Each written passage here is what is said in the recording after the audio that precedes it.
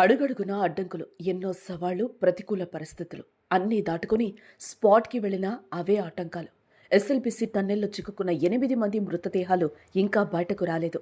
Rescue బృందాలు విశ్వ ప్రయత్నం చేస్తూనే లోపలి పరిస్థితులు మాత్రం దారుణంగా ఉన్నాయి. అతి కష్టంతో అత్యాధునిక పరికరాలతో శుక్రవారం కార్మికులు చిక్కుకున్న ప్రాంతాలను గుర్తించారు. దీంతో శనివారం వారి బాడీలను బయటకు తీస్తారని అంతా అనుకున్నా సాధ్యం కాలేదు. 3 మృతదేహాలు దొరికాయని వార్తలొచ్చాయే తప్ప మృతదేహాలు మాత్రం బయటకు రాలేదు. టీబీఎం మిషన్ ముందు 4 మృతదేహాలు బురదలో 3 ఫీట్ల లోతులో ఉన్నాయి. మిగిలిన 4 మృతదేహాలు యంత్రం కింద ఉన్నట్లు తేలింది. మిషన్ ముందున్న 4 మృతదేహాలను యంత్రాలతో కాకుండా మనుషులతో వెలికితీసే ప్రయత్నాలు చేస్తున్నారు. సిమెంట్, నీరు కలిసి 3 మీటర్ల మందంతో కాంక్రీటుగా మారిన ప్రాంతాన్ని డ్రిల్లింగ్ చేసే వైబ్రేషన్తో ఎక్కడ పైకప్పు కదులుతుందననే భయంతో మనుషులే తవ్వకాలు చేస్తున్నారు.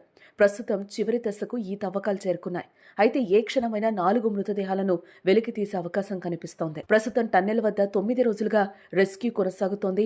కార్మికులను బయటకు తీసుకొచ్చేందుకు రెస్క్యూ బృందాలు అవిశ్రామంగా శ్రమిస్తూనే ఉన్నాయి. తాజాగా రెస్క్యూ బృందాలను కూడా పెంచారు. 18 సంస్థలకు చెందిన 54 మంది అధికారులు, 703 మంది నిపుణులైన సిబ్బంది సహాయక చర్యల్లో పాల్గొంటున్నారు. రెస్క్యూ ఆపరేషన్లో పాల్గొనేందుకు శనివారం సింగరేణి మైన్స్ నుంచి మరో 200 మంది చేరుకున్నారు. వారితో పాటు భూగర్భ టన్నెల్లో ప్రమాదాల నుంచి రక్షించే సిబ్బందిని రప్పిస్తున్నారు. ప్రస్తుతం సొరంగంలో జీపీఆర్తో గుర్తించిన సర్ఫేస్ డిస్టర్బెన్స్ ఫోటోలను విశ్లేషిస్తున్నారు. టన్నెల్ లోపల 5 మీటర్ల వరకు పేరుకుపోయిన మట్టి, రాళ్లు, ఊట నీళ్లతో బురదగా మారి అడుగు తీసి అడుగు వేయడానికి కూడా వీలు కావడం లేదని చెప్తున్నారు.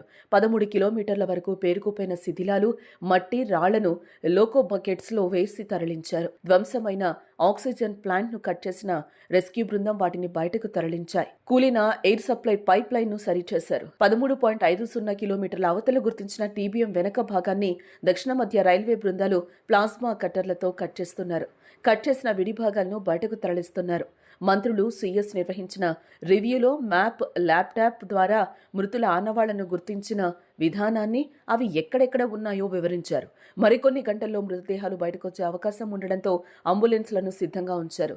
ఫోరెన్సిక్ వైద్య బృందాలు కూడా అందుబాటులో ఉన్నాయి. మృతదేహాలు బయటకు రాగానే వాటికి పోస్టుమార్టం నిర్వహించి సొంతూళ్లకు తరలించనున్నారు.